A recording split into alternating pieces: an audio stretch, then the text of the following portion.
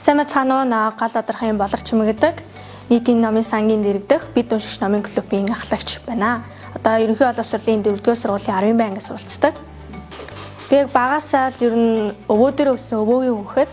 Тэгээд өвөө маань анх 6 настай одоо хичээл бишээ сургуульд одоо орохоос өмнө л 5 настай хахад маань тоо үсэг зааж өгсөн. Тэгээд ер нь багтаа л их уншдаг хүүхэд байсан. Тэгэл минутын уншлагын авраг гэдэр гээл багтаа ер нь унших сонирхолтой. Тэг яг судрыг шиглэн төсөлд яг нөө бичих өдрийн тэмдэглэл тэгээ намын тэмдэглэл хөтлөх их сонирхолтойсэн болохоор судрыг шиглэн төсөлд анх яг клубт харьяалагдаагүй байхдаа оролцоод тэгээ яг эхэлчихсэн.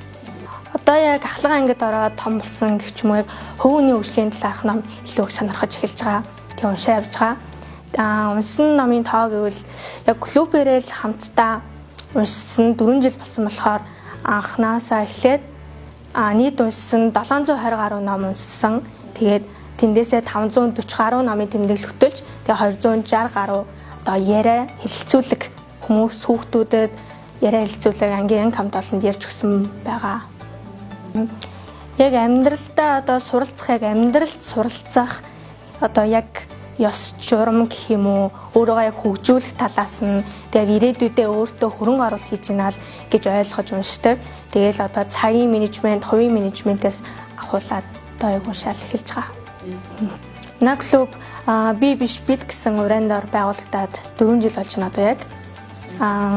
Ер нь бол хамгийн анх 6 дугаар ангид байхад маань Эрдэнэчийн хөгш маань манай ангид орж ирээд санал тавиад ийм клуб байгуулсан юм аа, номын клуб байгуулсан гэдэг.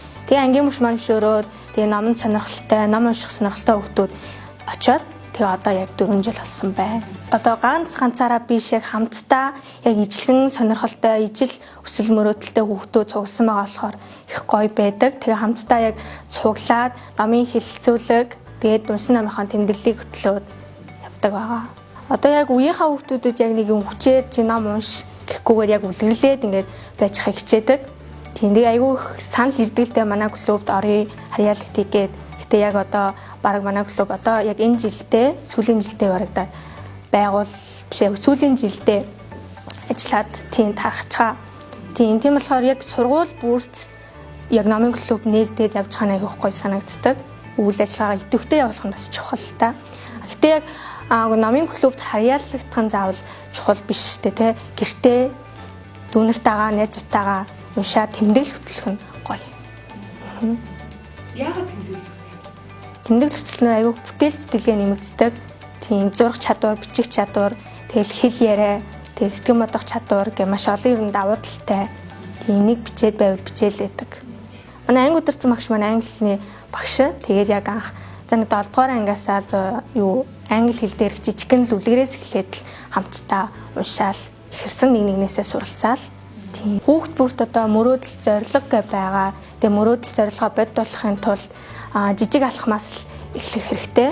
Тийм өнөөдөр хийсэн одоо яг өдөр нэг суучаад олон номыг дуусгаад унших гэж хэлэхгүй.